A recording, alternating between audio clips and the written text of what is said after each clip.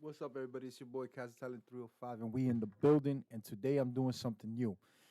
Today I'm talking with Chat GPT, and I'm asking it a question: what is a good topic for today's stream? Right. So it says here a good topic could be the hustler's mindset, turning setbacks into comebacks. Hey, I'm digging that. So let's rock with it. It says you can discuss your personal journey and how setbacks shaped your past. All right, so my personal journey started when I became a casting director. When became a casting director in the industry, uh, uh, I started noticing that I needed to create a portfolio of models. So how I started is I started with 3 Instagram accounts. I built these 3 Instagram accounts from scratch, just DMing girls. Most of them started off the beginning started off with the girls that I knew, and then when I kind of said, okay, that was I needed more content, I just started DMing random girls and said it was real easy. I said, hey, how you doing? I want to start a modeling agency. Would you mind if I represent you on my page? If you give me permission, I'll just use 3 of your photos and advertise it on my page. Super simple. I did that from October 2018 to January 27th on 3 different accounts. And on in January or in December, January-ish, I finally get a message from an artist called Dirtbag, and Dirtbag wanted to book 2 models. I'll never forget. Shout out to his manager Gigolo. Hit me up. He's like, hey, I got the artist. Actually, Dirtbag hit me up first. He said, I'm gonna put you in contact with with my manager Gigolo. So I got in contact with Gigolo. They told me what was the whole deal. I booked them the 2 girls. That was my first music video ever. So the setbacks that I had, my personal journey, and how the setbacks shaped your past. So my setbacks were I didn't have any knowledge of the music industry, nothing about the film industry. I had nothing to do. I don't even listen to music to this day, so I don't know what's trending and what's popping. All I knew is that I knew how to hustle. I had a platform, which was the internet, and I knew a lot of women and girls. I always had girls around me. I wasn't that dude that was like trying to, hit on every single girl. I flirt with girls, but I don't hit on them. It's different when you flirt, you tease, you kind of tell them they cute, whatever, whatever. So it's like a silly flirt type of thing. But I'm never that dude is like on it, trying to be like aggressive with it and close deals. Like I'm not. I'd rather be a vibe. You know what I'm saying? I'm more of a chill. If you like me, you're gonna have to approach me. You know what I'm saying? If I make like a little flirty type of move, it's more like, hey, I'm a little interested, but whichever way this goes, it goes. So that's why mostly women love me. But that was my setback. My setback was not having access or not knowing anything in the industry. I felt like it. I feel like if I would have. Also, I feel like if I would have came too early in the industry, I probably would have messed up because I was a hothead back then and didn't know how to do things.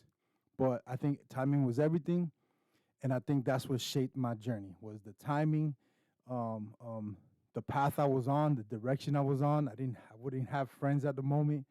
I lost family, I lost friends, I lost everything. Not didn't lose it, but I kind of we strayed apart, and I was in my own little bubble. And I think that's when I was in my own little bubble, my confidence was like, okay, you can do this, and you're not doing anything, so dedicate some time to this. And what I realized is when I dedicate time to something, no matter what it is, I make it happen.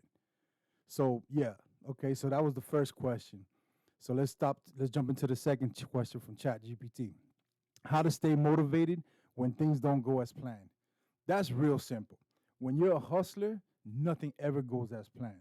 You got to be able to make things happen on the fly. Like you got to be able to be 5 steps ahead of the game for whatever happens. So when something goes wrong, you simply just look at what's going wrong and analyze. Okay, so if you do this, this, this, and this, there's an outcome. There's a way to overcome it. Here's a perfect example, right? I wanted to go into business with this girl yesterday, and I called. This happened actually yesterday.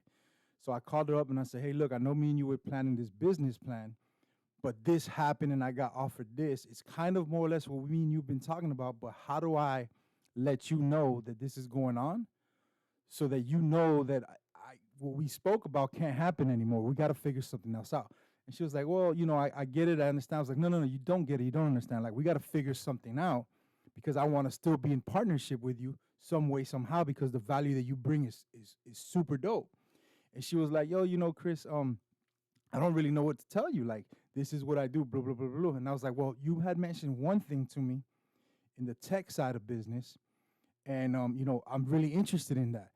And she was like, yeah. And I was like, so how do you do this? How do you mess with that? How do you do it? Has to do with algorithms and stuff like that. So we was getting to the talking, and then all of a sudden I came up with a whole business plan structure from the beginning to the end on how we can capitalize on that using her network, her team, and her resources and what she has, the project she has going, how we can both benefit to us, and then that not only us both benefit, but everyone around us can benefit from it too because it's something that we can sell. And it was just like, and I told her, I said, look, it's crazy how I called you with bad news, but I came with intentions to have good news. And we flipped that bad news and we turned it into a positive, and now we actually have a whole business structure that we just came up with on a ride home from an event that I was coming home to my house. So literally 15, 20 minutes, we came up with a whole game plan. And back to what Chat GPT's question was, how to stay motivated when things don't go as planned. And I think the hustle is what stays motivated. Like that hustle, that vibe, that never being able to like let something break me down or I get scared. I mean, there's times where I'll be like, oh no, what do I do? How do I get out of this? Right? And that's 2-3 seconds of panicking, and then you're like, all right, we got to do this. So I'm very able. I'm a very able person to handle situations, and I think that's cool. By the way, ChatGPT, I asked it what his name was from my account and it said Nova. So I guess I'll talk to it instead of saying ChatGPT, I'll just say Nova, right? So we're gonna do that. All right. So the next question, the third question, the importance of networking and finding opportunities in unexpected places. Bro, that's A1, top of the list, main priority. I know a lot of people always ask me to come to their events, and I really, really wish I could come out to more events. But I also have a personal life, and I'm also balancing multiple businesses, and I have to pick and choose my time correctly. So, is networking important, bro? It's 1,000%. If I wasn't a good networker, I wouldn't be able to offer the things that I do, or network, or have the connections that I have. So, can you find opportunities? 1,000%. Every opportunity I have, or every place that I've gone to right now, is because of networking. And I'll give you a quick breakdown how I got into what I consider a next level in my game. I get a phone call from director Antoine Smith one day. He calls me, "Hey Chris, I have a commercial to be filmed." And I know you probably heard this before, but a lot of people you haven't. I have a commercial to film. It's for the restaurant Finger Licking. It used to be called Finger Licking. They changed the name to the Licking. He was like, "Can you cast me some talent? We're gonna do the commercial." In my mind, I was like, "Hell yeah!" I sent him the quotes. I was like, "Oh, I'm gonna make some bread. It's a big company. Do. So I do all the casting, yo. I'm going hard. I must have spent like a whole day doing all this, sending them pictures of talents, doing all this stuff. And I get a call at the end of the day. He's like, "Yo, Chris, I'm sorry. They don't want to accept the talent. They already have talent. It's unfortunate, but there's nothing I can do." And I was like, "Antoine," he's like, "Yeah." He was like, "Oh, can I send you like $100, just for your time?" And I was like, "Bro, Ant, I got something better for you." He goes, "What?" I said, "Instead of sending me money, can I please show up to the set?" And he was like, "What do you mean?" I was like, "Can I just be there? I want to be there because I know this is big in my mind. I'm thinking this DJ Khaled stuff and all that. I just want to be on the set. Can I please have access to it?" And he was like, "Yeah, no, most definitely. For everything you did for me, Chris, I'll let you come to the set." And I was like, "Oh man, I'm in it. All right, at least I'm gonna be there, right?" So I'm happy with that. And then all of a sudden, like a day goes by, he calls me up. He said, "Hey, Chris, remember you said you had some girls? Do you think you could bring some people out? It won't be paid. It'll be a free event, but they'll be in a commercial." And I was like, "So you want me to bring some people out?" He's like, "Yeah." I was like, "Yeah, I could get 2 or 3 girls." So I get 2 or 3 girls. Actually, I sent him a couple of pictures, and it was like 7 girls. He was like, he called me back. He says, "Chris, this isn't paid. You're gonna get all these girls to come." I was like, "Yeah, they know about the restaurant, and they want to be a part of it." So, long story short, I sent him the 7. He says, "Well, invite all 7." And then I sent him 12. He's like, "Well, invite all 12." And then it ended up, funny story, it ended up being like 30, 40 people that I ended up bringing for this commercial. So they filmed the whole commercial for free because everybody was collaborating. But the cool part was people actually got on television, right? And this is at the beginning of my career. So, and a lot of other people's careers. So everybody was like, "Yeah, let's go, let's go." This is what I say, the community is so important. This is why I love community and love people on the come up, because everybody's on the same page and on the same level. So long story short, I from that opportunity, right, and it's again about networking. Uh, I'm sitting there and I get, one of the main guys. I didn't know who this person was. Shout out to Big Chuck. Now he's a business partner of mine. He's like, hey, you put all this together? I was like, yeah, man, I did. He's like, well, why don't you come over here and talk with me real quick? Let's have a seat. So he pulls me away from everything, and we're in this cool ass mansion, dope ass pool, and he was like, man, tell me about you. And I was like, look, man, I just do this, do this. I was like, all right, cool. I was managing a fashion designer at the time, and he was like, look, I got my artist on Love and Hip Hop. Shout out to Hood Brat at the time. She was on Love and Hip Hop, and he's like, look, I'm on Love and Hip Hop. How can you get involved? I was like, look, I'm managing a fashion designer. Can my designer dress her?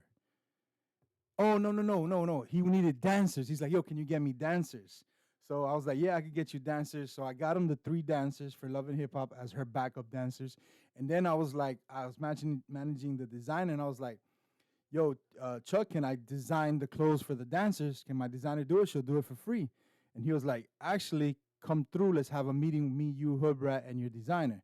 So I do that. We have the meeting, and then all of a sudden, now my designer is styling Hoodrat, who's doing a whole music video on VH1 Love and Hip Hop. So again, networking and finding opportunities is what your mind can create in the moment.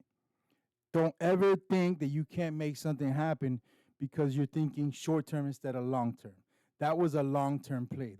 Everything was done for free, but in return, the platform, the connections, the other opportunities that have been created because of that one thing I did for free has created half of my empire, so to say, right?